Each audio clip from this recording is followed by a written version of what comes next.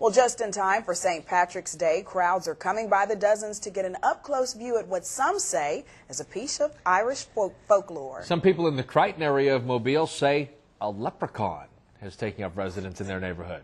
A leprechaun. NBC 15's Brian Johnson has more. Curiosity leads to large crowds in Mobile's Crichton community, many of you bringing binoculars, camcorders, even camera phones to take pictures. To me, it look like a leprechaun to me. All I gotta do is look up in the tree. Who else seen the leprechaun? Say yeah! Yeah! The leprechaun is a very intriguing piece of Irish folklore. Today's leprechaun, most associated with the color green, was once said to be dressed in red. It is said that the leprechaun's favorite color is red, and that red clothing would be more common on a leprechaun than green. Throughout history, most of the physical characteristics of a leprechaun have remained the same.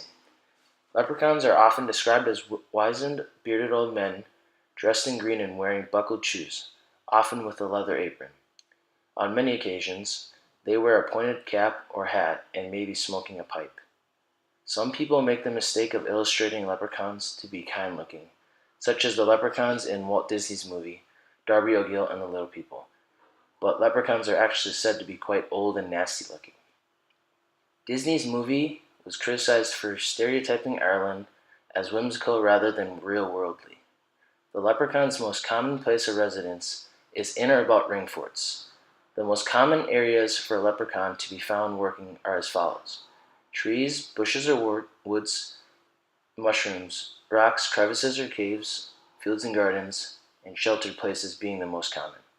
The word leprechaun is said to mean shoemaker.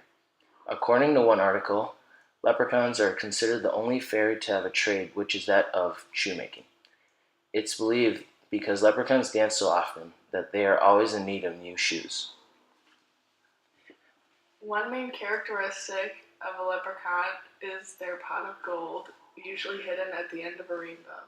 It is said that if you can capture a leprechaun, he will exchange his freedom for his pot of gold. Leprechauns are said to be very tricky creatures and can bring you a life of bad luck if you displease them. In some cases, they can even be rather homicidal. Catching one of the wee folk is no easy task and is often discouraged. They're quick, smart, and have magical powers to vanish into thin air, but they can be caught. It's believed that if you're lucky enough to catch a leprechaun, he'll grant you 3 wishes to be released, but be careful, making the wrong wish could result in a lifetime of bad luck. Leprechauns are more commonly encountered at night. It is said that each attempt at capturing a leprechaun usually ends with the same results, which can be broken down into 4 steps. The first step is the original encounter with the leprechaun. Second is the capture and demand of riches from the leprechaun.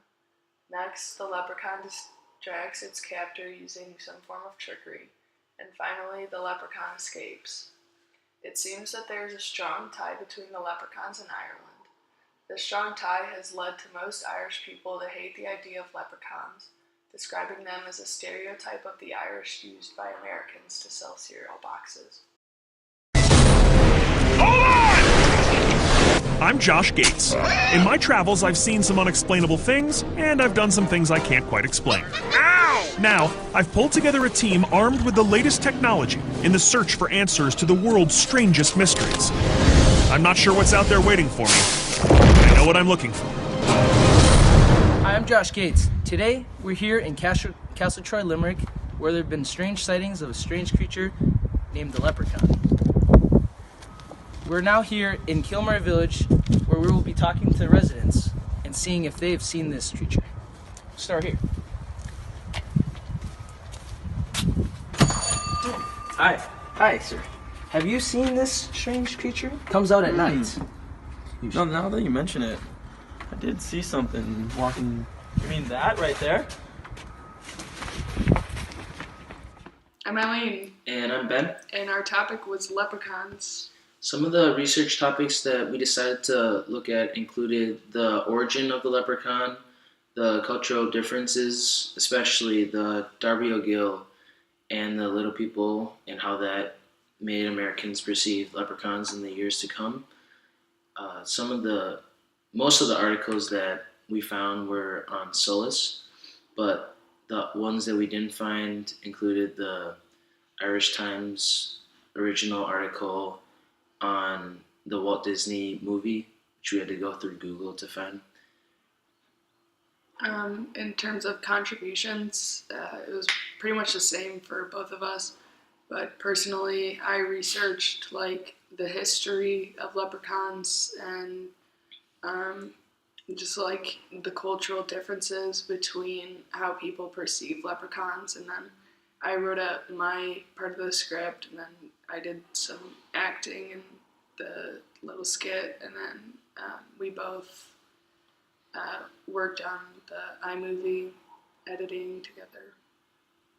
My contributions to the group included reading about the Darby O'Gill and the Little People, and just looking for the Irish Times article. And I also wrote up part of my scripts, and we both worked on the iMovie together. Some challenges we faced were like scheduling differences. It was hard to find a time when we both weren't in class or off doing something else. So it was hard to find like a chunk of time where we could actually sit down and make the video. Another challenge is neither of us had used iMovie before, so it was like a little difficult to figure out at first, but once we got it, it wasn't that bad.